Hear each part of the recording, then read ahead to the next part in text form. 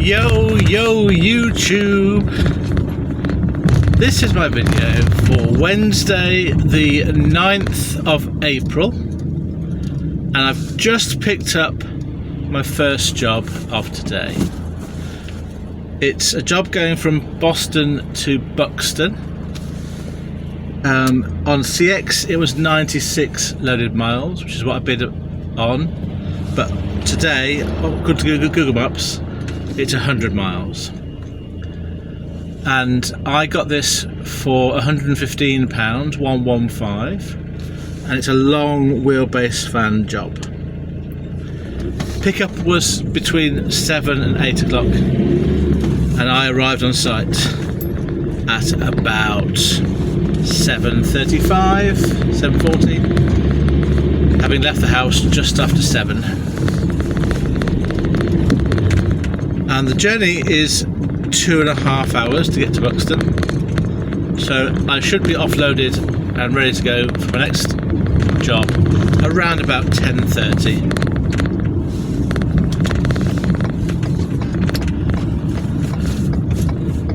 And I think that's all I've got to say at the moment. I think hopefully I'm going to have another decent day. I suppose at the moment a decent day for me is pushing close to £200 net.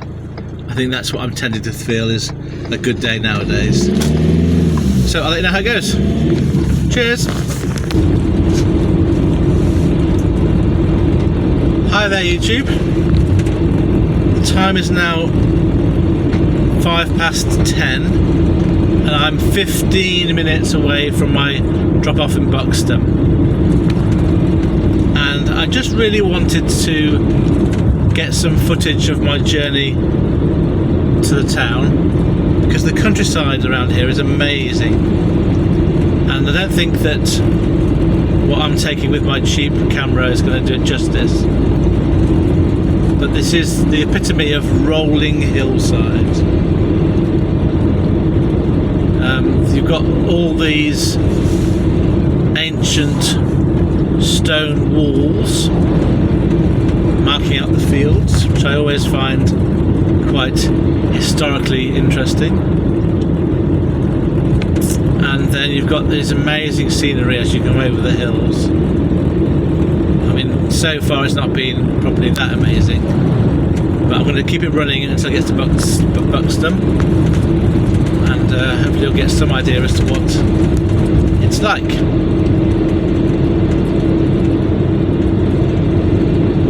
While I am on my way, I have had a quick look at the CX app for jobs. At the moment there is nothing close to me, and I'm actually going to end up in quite a isolated area for work, and I've had to think about where to go next. So I could go back towards Sheffield, I could go down towards Derby, I could go sort of west towards Manchester. And I think my best bet is to head west towards the south east of Manchester. I hope that will be a decent place to end up. I'm not quite sure how many miles it is yet. It's probably going to be about half an hour's drive roughly. And then I'll hope to get a second job from that area.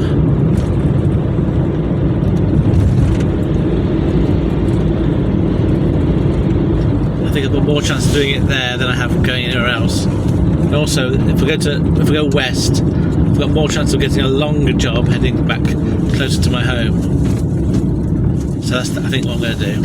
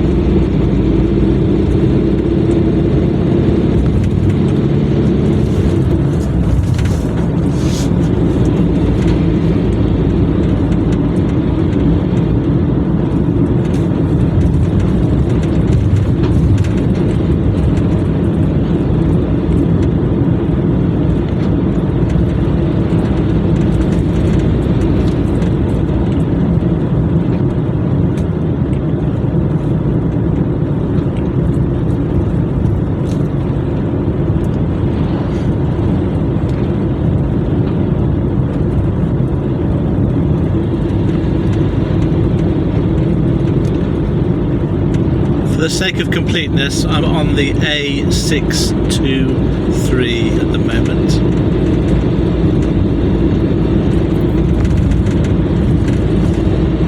And I'm now 10 minutes away from my drop-off location.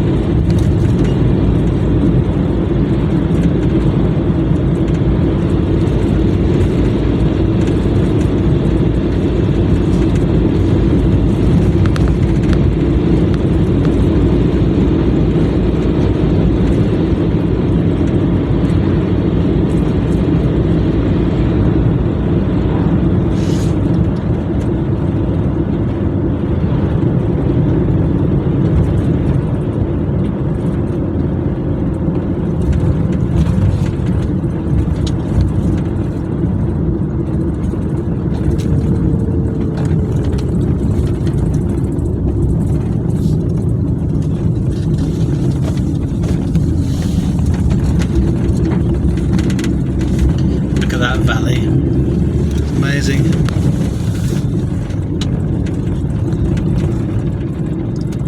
It's a lovely day for the drive as well. I mean, look at this. This is I'm thinking back now to my time when I went did my London trips, and I'm thinking, why would I ever want to do that instead of doing what I'm doing right now?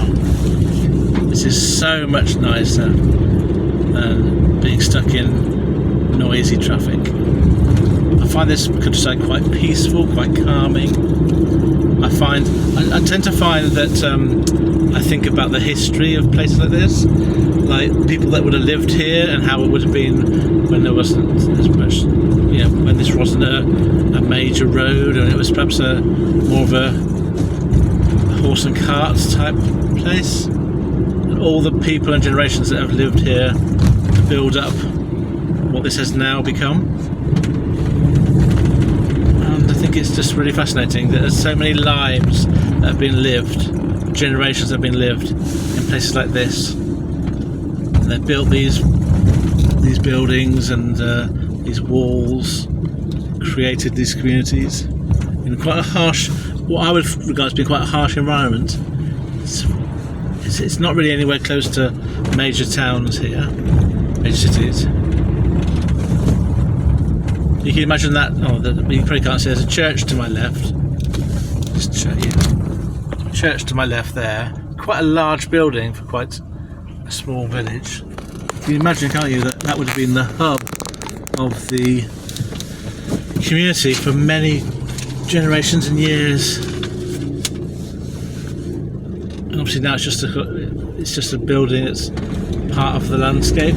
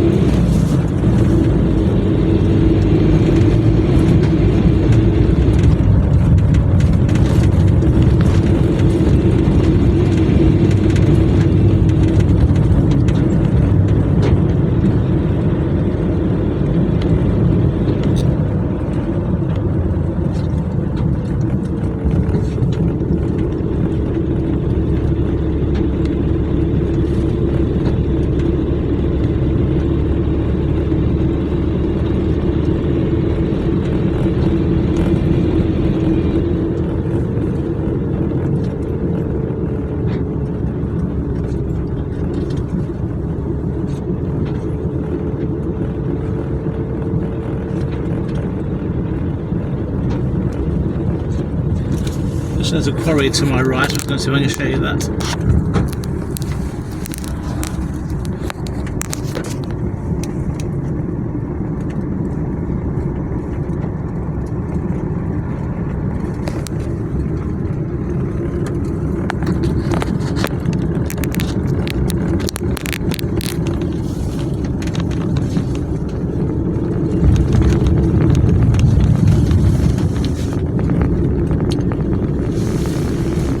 So I don't remember coming this way before, but Buxton's, as I remember it, is a town that's in a valley, and all the roads going to it go over the hills until you come down into, you can see it from above as you come over the hills. I'm not sure if this will be one of those situations. I'm just looking at my map and seeing how far away Buxton is. I don't think I'm actually going to go through Buxton. I think I'm going to be delivering to the east side, and I'm coming from the east towards Buxton. So I may not quite get that view that I have had before. But we're getting close. I'm only 4 minutes away.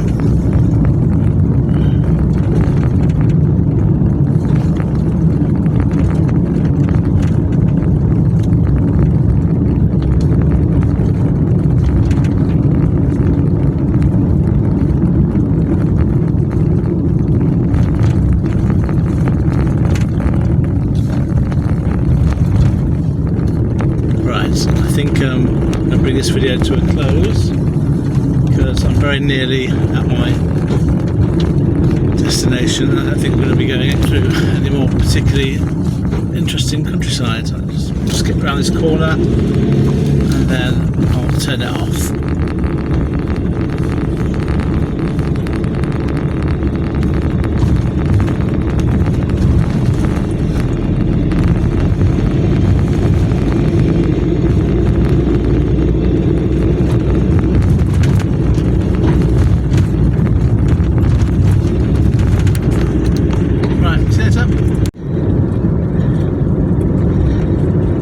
Okay, so it's now 35 minutes past 10. There is no work where I am, so I've said I'm going to go to Glossop, which is the nearest main place near work I can see. It's 12 miles away, 25 minutes drive. I'm currently on the A6, just where I was delivering a moment ago. I just delivered off this road, so it shouldn't be too bad a journey to get somewhere a bit busier. And what I should do is when I finish this video, I'll take a screenshot of this area so you can see how many drivers there are around. But I suspect there's nobody anywhere near me, but also there's not going to be any jobs here either. So I'm heading to Glossop and wish me luck.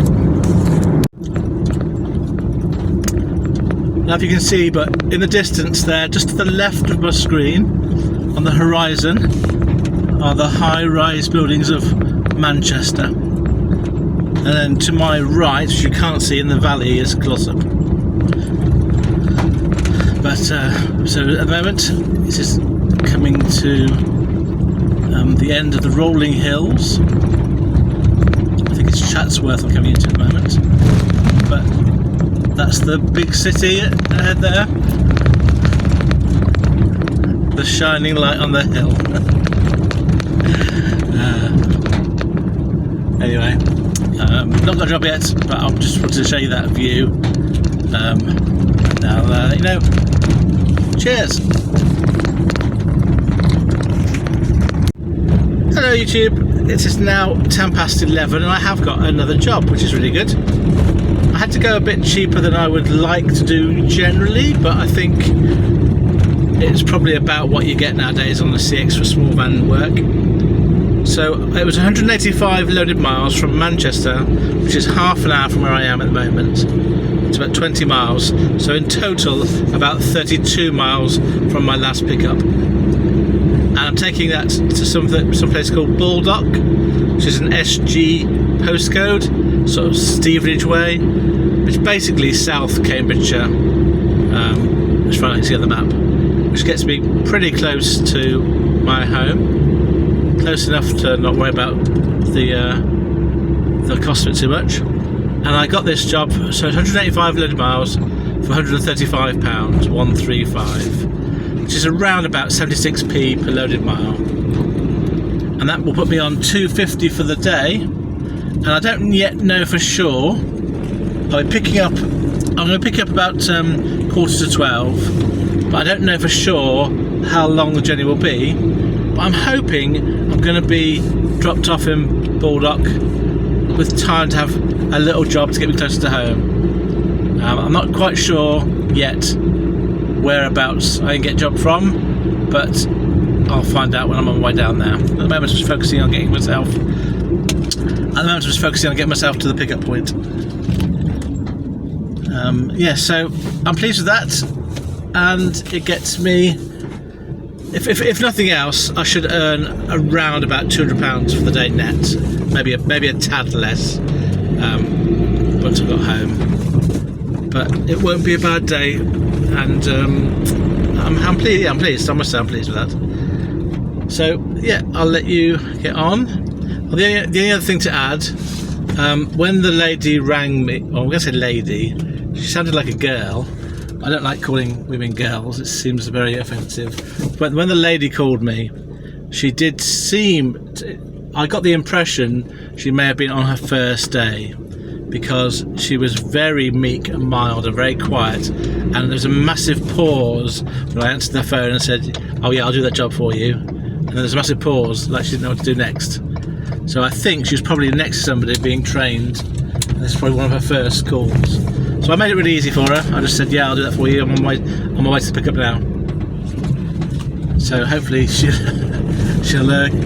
gain in experience and confidence, and be one of the really nice people who work for shippers. Who knows? Anyway, I'm waffling now. See you later. Cheers. Hello there. It is now just a minute before 12 o'clock, and I arrived on site about half an hour ago, and I had to wait for about 20 minutes. But while I was waiting, I managed to use their toilet facilities, which was very, very good. Well, no, the experience I had was very good rather than their facilities. And I had to wait for them to package up the pallet that they were doing, and they have done cellophane and plastic straps, which is very good. I'm looking out for that now. And there's one pallet to be taken down to Baldock, and I now know it's 3 3/4 hour journey, so I'm going to be there. I've put 4 o'clock as my ETA. And the only other thing of note that I want to mention at this point is I looked on Google Maps as to my route to get from Manchester to Baldock, and there was a route going east to Leeds and down the A1M, or through Manchester down the M6 across north of Birmingham, and sort of approaching Baldock from the west, going from Birmingham. And the difference in time was about 10 minutes, with the route to Leeds being 10 minutes shorter. And I thought about doing the route via Birmingham until I realised it involved doing the M6 north of Birmingham heading eastwards. And if I can avoid going on the M6 north of Birmingham heading eastwards at any point, I will always try and avoid that.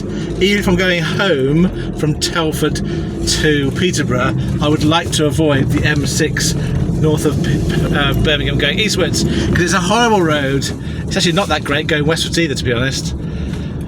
So me and the M6 north of Birmingham do not get on. We just don't have the right sort of chemistry. You know, they have a different pace, and I don't know.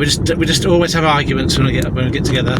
So I always try to avoid sort of meeting up with the M6 north of Birmingham. And today I can avoid that. So hooray for me! So I'm now heading just out of Manchester, sort of directly east towards Leeds. I'm really looking forward to this trip. I'm gonna get there for about 4 o'clock. It's gonna be a lovely journey. It's a lovely day. I've got nothing to worry about except for one potential issue, which I have to. I'm not gonna worry about till the end. The pallet I've got is a pallet of PCs going to a school, and it's all wrapped up and on a pallet. but I suspect they're not going to have a forklift or a pallet trolley, pallet truck, whatever that thing is called. I suspect they're not going to have that at the school, and therefore I'm going to maybe have to be expected to handball off these items, and I do not want to do handballing. Yeah, so I'm going to be quite clear about that when I get to the other end, that I'm not going to be handballing these computers off this or anywhere. So I just hope that there's somebody on the site, hopefully a very competent caretaker will be there. But who knows? Maybe they've got a forklift. Who knows? But I should think so. But that's not until another 3.5 hours to worry about that. So I will not worry about that for another long time. Right, for now, I'm basically done my day's work more or less. I must have done this trip. I'll just head home, I think. I will look for jobs from Baldock to Peterborough, but I'm not expecting anything, to be honest. Right, cheers.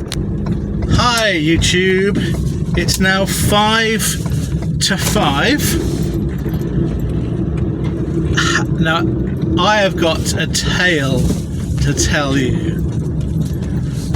I'm so glad I have this outlet to express what happens to me in my days, because right now I've just had quite a fraught-ish hour or so. Let me tell you about it. Settle down, get yourself a nice cup of cocoa, and I'll tell you about what happened when I arrived on site at 4:05. So my ETA I put into CX was 4 o'clock, and I was heading. Basically, it's going to be 4 o'clock until right at the last minute. As I got into Baldock, there was loads and loads. I'm in the traffic going the other way now, but there's some roadworks at a particular junction, and it's holding up the traffic. So I ended up arriving at 4:05, which wasn't significant in the whole scheme of things. And I arrived at the drop-off point, which was a school. And I think I might have said this to you when I was on my last message. I was a bit unsure as to who was going to help offload, but I assumed there'd be a caretaker here. And I assumed, well, 4 o'clock, that's not a bad time to arrive, because all the kids would have just gone home. There'll still be staff around, nice and easy. And I arrived at the front door. There was a gate that was open off the main road. I parked off on the main road, just next to the front of the school. Walked up to the front of the school. There was nobody in reception. The door was locked. I did go to the side door, which was only about 10 metres away, which had a deliveries notice on.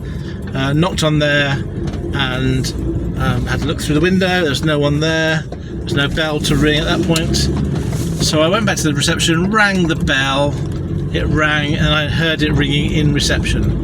So that, at this point, I was thinking, oh dear, this is not going to go very well.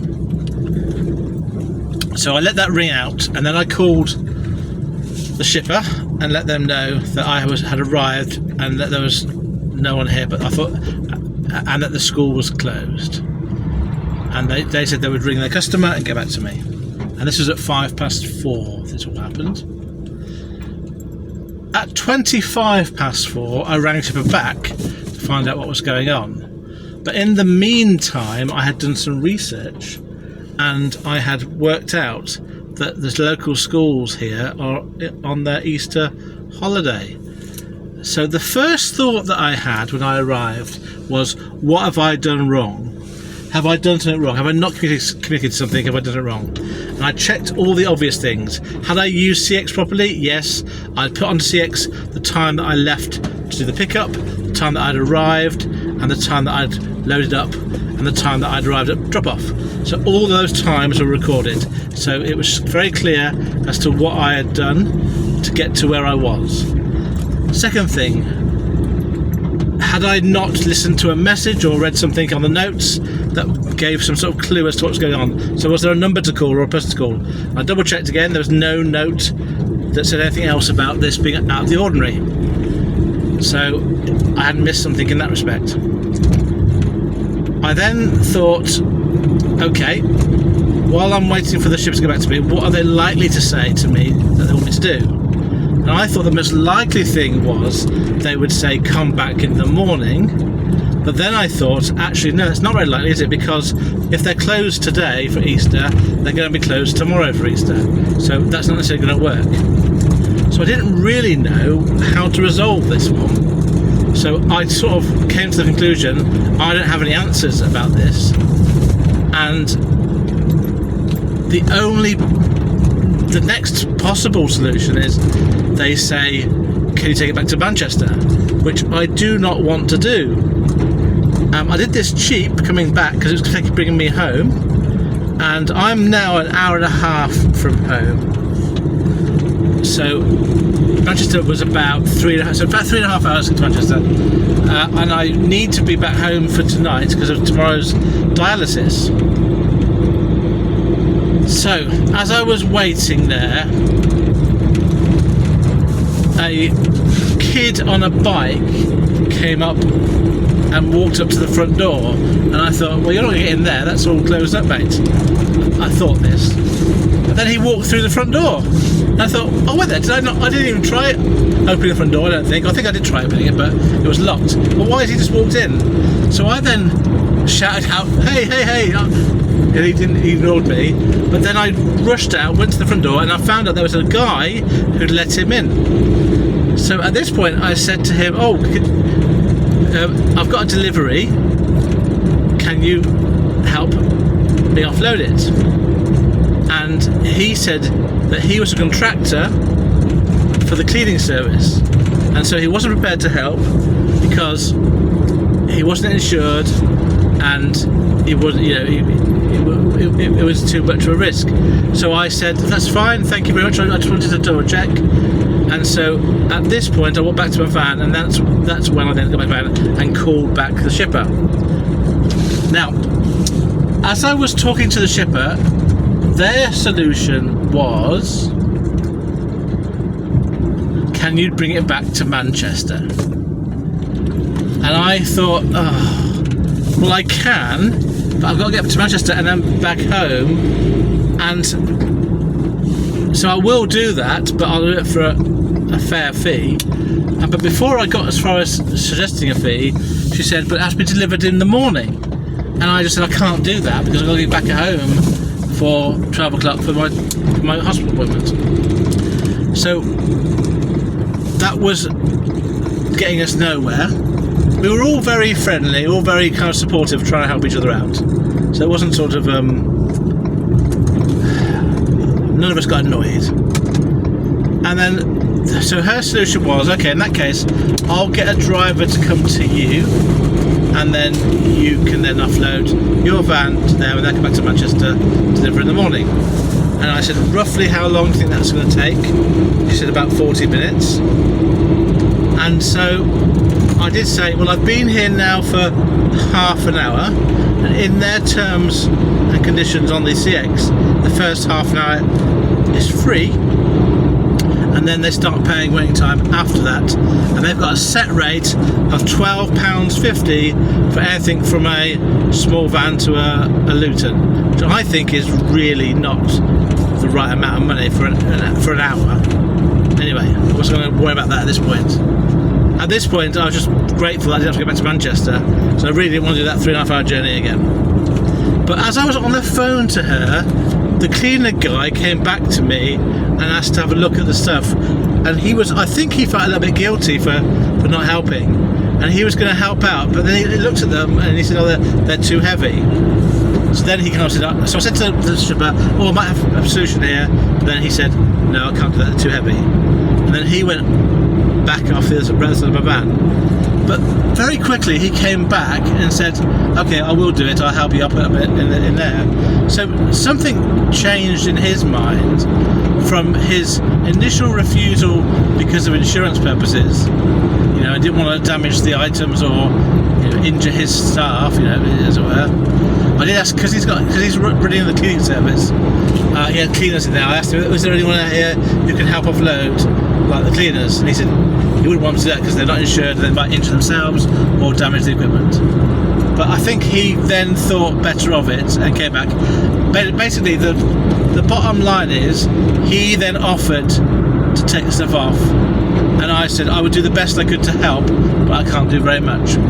But luckily, one of his colleagues came and they did it for me, and so it was 20 items that they took off, and they took it into the school, put it into not in a reception but in a room off reception, so it's very secure. And I was so grateful for him for doing that, because that saves me waiting around any longer. I can now just go home. It saves the shipper paying for a driver to come to me, and then saves the customer having to have a redelivery. So everyone in our chain, myself as the driver, the shipper, and the supplier, and also the school who's receiving the goods, should be very, very thankful for the guy that helped us and his colleague. And I was very exuberant in my thanks to him. I shook his hand and said, "You're a star," and I was really grateful for him. I mean, he was amazing, I must say. I mean, I wouldn't have done that, mainly because of my health condition, but also because I'm not that helpful, I think. So it'd be interesting to know how many of us would have done what he did in that situation. And maybe I don't need you to tell me, because you're just going to tell me, yeah, I would. I've got no way of knowing that. I'm not sure I would. Well, put it this way, I wouldn't do it in my condition at the moment. If I was perfectly healthy, I might do it. I probably wouldn't try it out, I think. I definitely would now I've had that experience. So anyway, so I rang the shipper back and said, we've now finished. Could you please give me some more money for waiting time? It was then about 10 to 5 by then. And so I thought they were going to offer £12.50, but she's asked me, how much do you want? And I said, I'd like £15, please. And she said, yeah, I'll give you that. So hopefully, when I check in a moment, that's been added to my job and I can pod it off. So let's assume I've got the £15. That's going to make that total income for that job of £150. So I'll be on £265 gross. And I'm on my way home now. I haven't even looked for jobs away from this area. I'm just going to go straight home. I'll be home by about 20 to 7. So it'll be just less than 12-hour day, but basically 11.5-hour day. And I would have made gross 215. So I probably would have made a bit over 200 net, I'm hoping. I'll work it out on the way back. But yeah, that was quite an interesting experience, and I tried to think of solutions, but there wasn't very many I could do, and really it all came down in the end to a third party that had nothing to do with the delivery part of this, especially just a cleaning contractor or the manager of the cleaning contractor. He's a cleaning supervisor, I think is his job title. And yeah, so he was amazing. So big up to Majik was his name. That's what people call him, apparently, Majik, and he definitely was that to me today. Right, I'll do some calculations and then I'll come back to you to finish off the video. Cheers, guys. Okay, I am on my way home, out of the main traffic now, and it should be free flowing now all the way back to my house. I'm about an hour away from home. I should be back about just a bit after 6:30. Here are my stats for today. I got some fuel on the way down from Manchester, so my average fuel price has been updated slightly now to 13.92 pence per mile. My total mileage for today when I get home is 410 miles, 410. I will have worked for a tad over 11.5 hours. I've made from 2 CX jobs £265, 265, and my total fuel costs for today are £57 and 7 pence. So I'll round that to £57, 57. which means that my net income today, after taking into account fuel, is £208. 208. And a quick look at Monday. I made 199, so that means I've made on an average of 204-ish pounds per day this week. So very good. And if I could make the same Friday and make it a £200 per average day again this week. Although it's been quite tough at times working on the CX, I have noticed that apart from maybe once or possibly twice, I've always got a second job. No matter when I've left the house or where I've ended up. Now that second job may not have been very well paid, but I've always got a second job. And off the back of that understanding, I'm now pretty confident that I should get at least 2 jobs every day I'm working. Off the back of that, my second point is I want to therefore avoid doing what I did when I went to Port Talbot, which is on my second job, going away from home. So one of the things that I'm sort of taking on board from that is, as long as I've got a job in the morning, which is usually okay, my second job of the day needs to be taking me at least no further away from home than my first job. And then by doing that, I'm going to just shave off some of the errors that I do when I end up in the wrong place at the wrong time. I remember many months ago, maybe over a year ago, I did a job from sort of Leeds to Liverpool as my last job of the day. It ended up being a long way from home, and also it being during rush hour, and it being quite an awkward job in the end. So if I just nuance my tactics and just make sure I don't get tempted by those jobs that are taking me further away from where I live, then I think that'll just shave off some of those errors that I do, some of those mistakes that I do. And I remember when I was coming back from Port Talbot, I remember saying in a video, I won't forget this experience because it's been very memorable, and I haven't, and I've been using that every day since as an example of what not to do, which is how it's how I learn. And so it's not necessarily for everyone's way of learning, but I've worked out that for things that are practical skills like this job, I just need to do loads of different things, work out what works for me, and then just do less of the things that don't work for me and more of the things that do work for me. And that way is quite logical and scientific for me, and I quite like that way of working. So I don't mind making mistakes, I don't mind making errors, I just want to make sure that I do learn from those and sort of get a bit better, which is why I think having experience in this job does help. At least it helps me. And when it comes to experience, I think you have to do different things to get experience. So if you've got, let's say you've got your own customer and you've got a customer where you do the same route every day, let's say every morning you've got a customer, you do a job, then you get a CX job back home, then having a year of that isn't very useful. You're not going to learn very much after the first month of doing that job, because it's always the same thing. So having lots of years of experience isn't necessarily going to be helpful for someone if they don't actually do different things and actually learn from those. So I think that I like the way that I work. I find it interesting, I find it engaging, and I find that it does make me better over time. And the difference between this strategy and other strategies is it does take longer to learn the ropes, but I'm not in a rush. I've got plenty of time until I retire, and I'm not planning to do anything else. So this sort of way of working suits me down to the ground.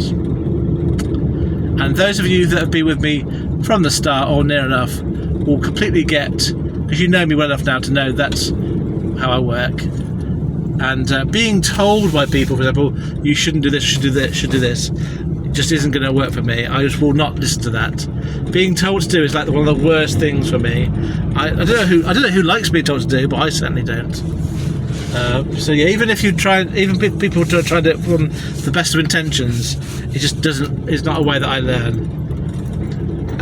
Yeah, so that was my little thinking today as I was driving down here from Manchester, and I'm really pleased to have the avenue to share it with you.